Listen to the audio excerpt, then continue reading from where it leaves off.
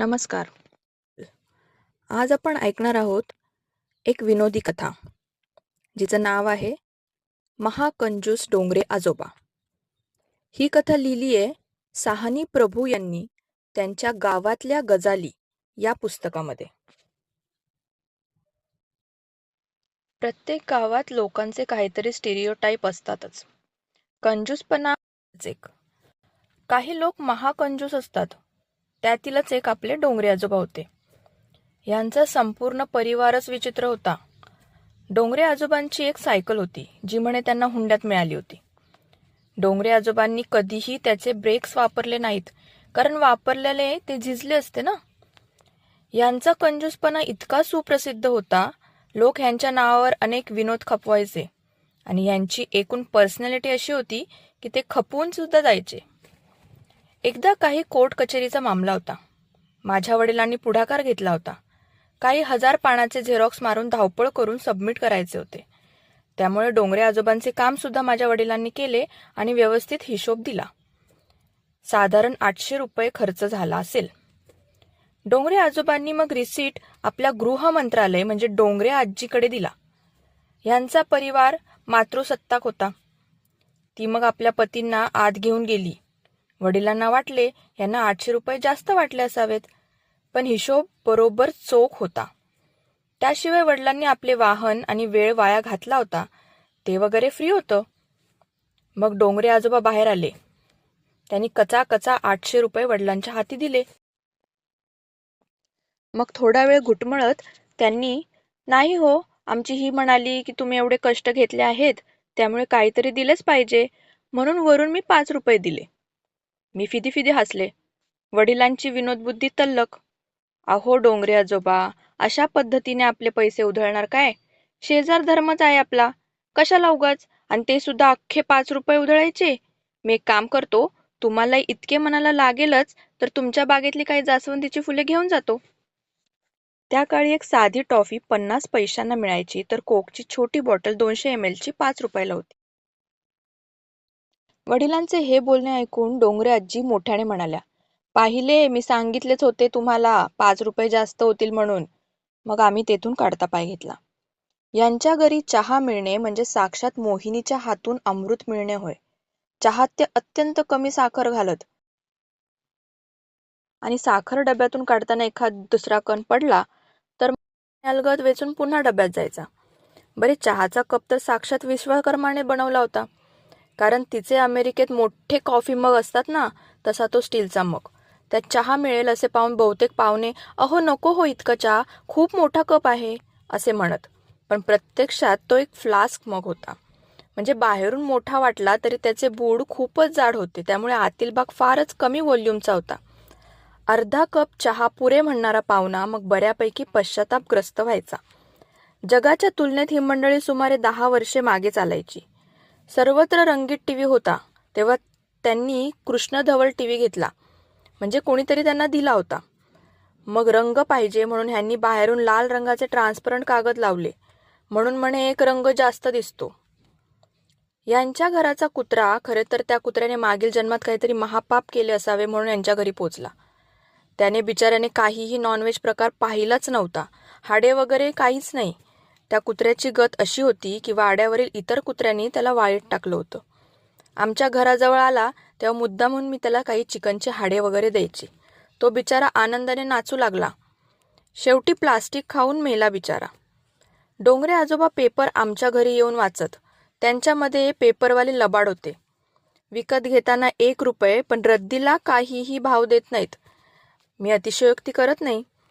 मी वडिलांना अनेकदा सांगून पाहिले की ह्यांच्याकडून महिन्याला पेपरचे भाडे घेतले पाहिजे, पण त्यांनी ऐकले नाही. माणसाने काटकसरी असणे कधीही चांगलेच, पण त्यासाठी 50 रुपयांचे नुकसान करून घेणे म्हणजे मूर्खपणा हे ह्यांना समजत नसे. बागेची देखरेख करायला गडी नको म्हणून कमरेचे दुखणे असून सुद्धा ते मारून काम करत. त्यांचा मुलगाही गोविंद आणि मुलगी विद्या दोघेही तसेच 1 नंबरचे कंजूस. बसचे पैसे नको म्हणून 5 किलोमीटर चालत जात. मग कुणी फुकट लिफ्ट देतो का म्हणून पाहत. एकदा गोविंदला हायवेवर ट्रकने लिफ्ट दिली आणि मग निर्जन ठिकाणी जाऊन त्याला लुटलं. याच्या खिशात फक्त 1 रुपया. तो सुद्धा देवाला द्यायला. काहीतरी मोठा नवस वगैरे केला असेल. मग त्या चोराने फक्त 1 रुपया खिशात ठेवून तू तालुक्याच्या गावी गेलाच कसा म्हणून बडवले. कुठेही पाहण्यात न येणारे ॲल्युमिनियमचे 20 पैसे 5 पैसे यांच्या घरात असत. देवालयाची डबी उघडून हिशोब करताना वडील मग ही नाणी मोजून डोंगरे परिवार देवळात कितीदा आला याचा हिशोब मांडता येत असे म्हणत. मग हीच नाणी घेऊन त्यांच्या घरी जाऊन रुपये घेत असत. यांची सायकल दशके चालत असे. त्याचे टायर झरू नये म्हणून फक्त गरज असेल तेव्हाच डोंगरे आजोबा चालवायचे. घंटा कधीही वाजवायची नाही, कारण जास्त वाजवल्याने ती खराब होते. आमचा शानू गुराखी म्हणायचा की हिरो सायकल कंपनीचे नाव आठवत नाही, हिरो नव्हती. बातमी ऐकली की डोंगरे आजोबांनी त्याची सायकल 50 वर्षे चालवली तर ते तातडीची मीटिंग बोलवून त्याची सखोल चौकशी करून तो मॉडेलच बंद करतील, कारण सर्वच भारतीय अशी सायकल वापरू लागले तर कंपनी बंद पडेल. डोंगरे आजोबा 3दा वारले. दुसऱ्या वेळेला तर चक्क डॉक्टरने येऊन मृत्यू झाल्याची घोषणा केली होती, पण काही वेळाने हालचाल झाली. तिसऱ्या वेळेला लोकांनी जास्त काळ वाट पाहिली नाही. अंत्यविधी उरकला. डोंगरे आजोबांचे सर्व दात पडले होते. दात बसवायला खर्च येतो म्हणून ते आपले द्रव्य आहारच करत. यांच्या कंजूसपणाचा एक फायदा होता. जगात कुठेच न मिळणाऱ्या गोष्टीही यांच्या घरात मिळायला. मर्फी नावाचा रेडिओ. कोकमाच्या बियापासून करणारे सुमारे अर्धा शतक जुने भिंड डेल हे मेणाप्रमाणे असते.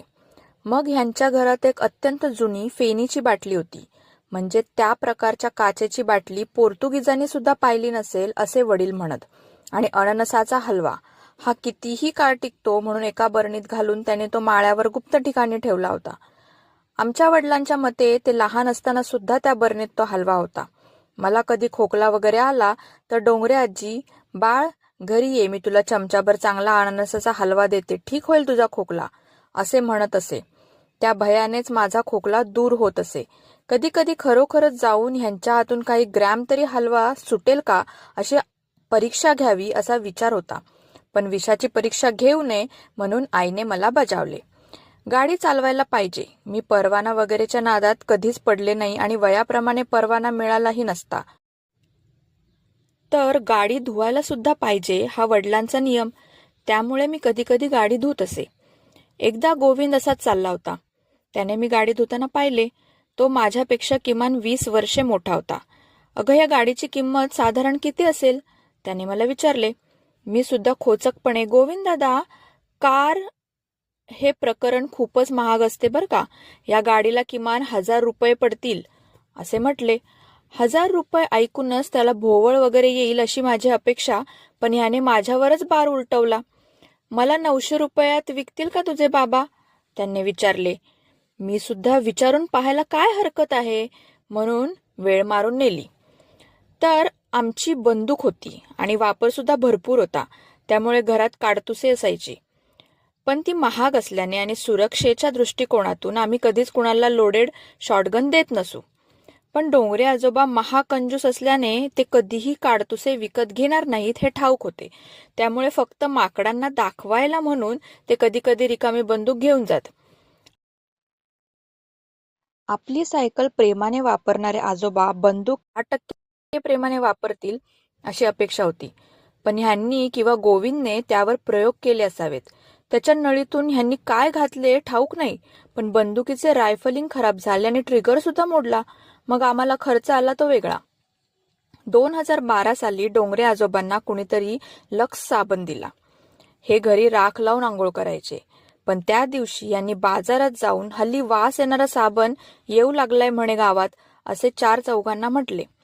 डोंगरे परिवाराच्या घरी टीव्ही फक्त बातम्यांसाठी लावला जायचा, त्याशिवाय आणखी काहीही ते पाहत नसत. डोंगरे आजोबांना कुणीतरी एक जुना टेप रेकॉर्डर दिला होता. काही सणावाराच्या दिवशी तो ते बाहेर काढून त्याच्याकडे असणारी गणेश आरत्यांची एकमेव कॅसेट लावत. कॅसेट हा प्रकार नामशेष झाला तरी ह्यांचा तो टेप रेकॉर्डर आणि ती टेप ह्यांच्याप्रमाणेच एक्सपायरी होऊन सुद्धा चालू होता.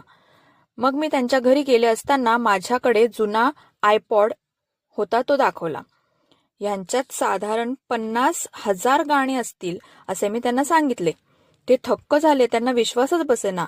मग मी त्यांच्या कानाला लावून फक्त 50 गाणी ऐकवली. त्यांनी आपला जाड भिंगाचा चष्मा लावून खूप निरीक्षण केले. फसवले हो मला. किती खोटारडे माणूस आहेत. माझ्या एवढ्या मोठ्या टेपमध्ये 10च गाणी कशी बरे? त्यांच्या मते त्यांच्या टेपच्या साईजच्या नुसार किमान लक्षभर गाणी तरी असायला हवी होती. चाणाक्ष वाचकांनी चष्मा हा शब्द वाचला असेल. दात न बसवणारा म्हातारा चष्मा घेतो तर नाही. यांच्या घरात एकच चष्मा होता आणि दोन्ही नवरा बायको आळीपाळीने तोच वापरत.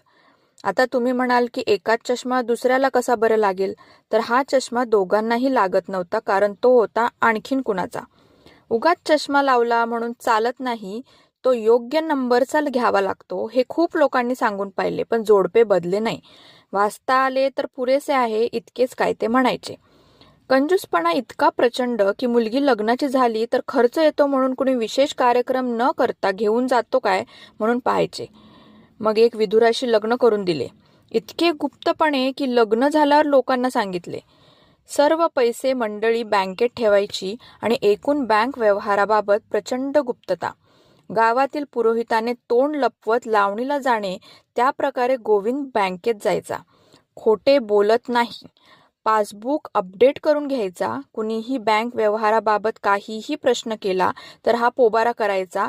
अगदी बँक कर्मचारी सुद्धा आपले पैसे चोरायला बसले आहेत अशी त्याची समजूत. त्यामुळे फिक्स्ड डिपॉझिट वगैरे काही असते हे ठाऊकच नव्हते. सर्व पैसा सेव्हिंग्समध्ये पडून होता. बँक मॅनेजर विनोदाने म्हणायचा की ही मंडळी पैसा बँकेत ठेवतात म्हणून टाटा वगैरेंना लोन मिळते, कारण यांनी कधीही बँकेतून 4 पैसे काढले नसावेत. मॅनेजरने एकदा त्यांना FD करा म्हणून सांगायचा प्रयत्न केला, पण मॅनेजर काहीतरी ठगू पाहतोय अशा पद्धतीने त्यांनी तो विषय टाळला. एक दिवस माझ्या वडिलांनी काही कारणासाठी लोन काढले होते हे त्यांच्या कानावर गेले तर डोंगरे आजी आईला सांत्वन देऊ लागल्या. आईला समजेना झाले काय. आई तिच्यावर भडकली.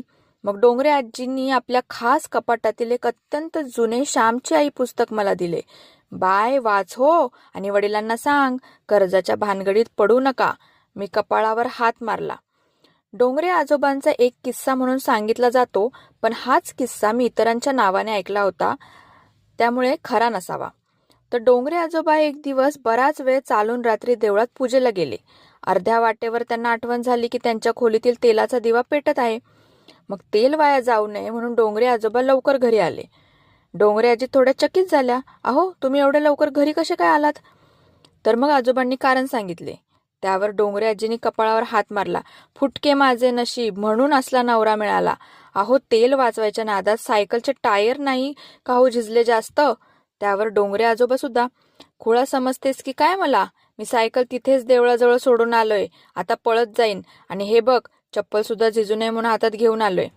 तर असे हे कंजूस डोंगरे आजोबा आणि त्यांचे कुटुंब.